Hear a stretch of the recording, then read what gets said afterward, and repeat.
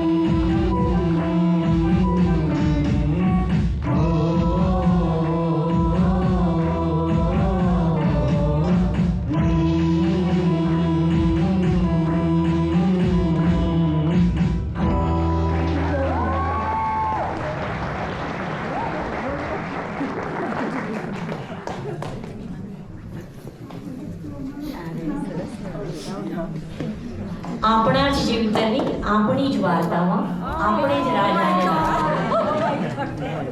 ખાધું પીધું ને મોજ ઘણી કીધી અને કહીએ તો થઈ જાય પરીની કહાની.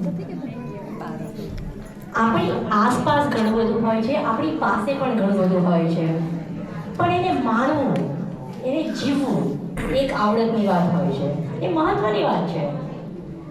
અને એકબીજાની પસંદને જાણવું, એકબીજાની પસંદને પ્રેમથી ભરી અને જીવવું એ દાંપત્ય જીવનનો સૌથી સુમધુર હિસ્સો છે.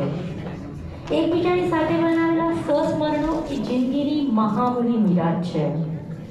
પ્રિયજનનું સાથે હોવું, પ્રિયજનનું પાસે હોવું, આસપાસ હોવું બંને વ્યક્તિને ચેતનાથી ભરી દે છે, બધી જ ઉર્મિઓને સજીવન કરી દે છે.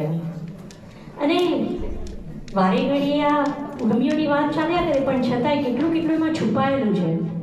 જેમ કે આ ગીત હમણાં તમે બધાએ સાંભળ્યું હશે કે આંખોમાં છુપાયેલો છે પ્રેમ મારો, આંખોમાં છુપાયેલો છે પ્રેમ મારો, વાતોમાં એ આવી જાય તારી સામે. મારું ના માને સપના હજારો મનમાં, તોય એક તારા સપને ફસાયો જાણે, રંગાયો જાણે. તું જાણે પતંગ છું ને હું છું તારી ડોર, લઈ જાય છે ઉડાવીને તું કઈ ખો. બાજી જે હારી છે પાછું દબાવી છે, મનડું જુગારી છે આ કેવું ડફોળ. સાચી વાત છે, બધી જ ખબર હોય છે, છતાં આપણે કેટલી વાર આવી ડફોળ જેવી વાતો કરતા જ હોઈએ છીએ. અને છતાંય ઉર્મિઓને જીવાડવા મારું મનપસંદ ગીત લઈને આવ્યા છે આશુતોષભાઈ અને શ્રદ્ધા. મનગમતા દિવસો છે ને મનગમતી રાત છે.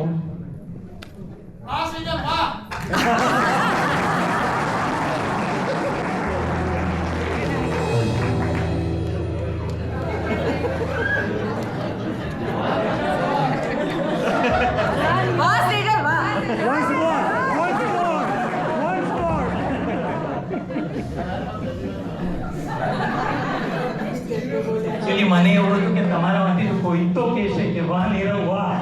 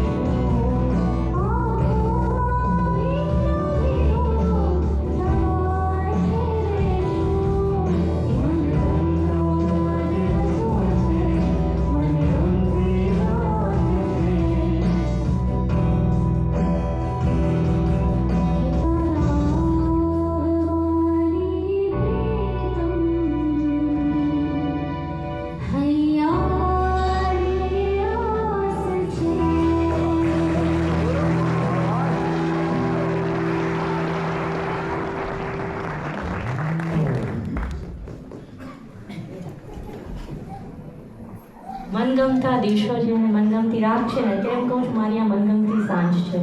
જેનું સપનું મેં 4-5 મહિનાથી જોયું હતું કે બોસ્ટનમાં નવા કલાકારોને સ્થાન મળે, એ લોકો આ પ્રોગ્રામનો રંગ રાખે અને હું જોઉં છું કે રંગ ખૂબ સરસ ચડ્યો છે. વાતો દિલની છે, વાતો દીવાનગીની છે, વાતો ક્યારેક મિલનની છે તો ક્યારેક મુલાકાતોની ઝંખનાઓની છે.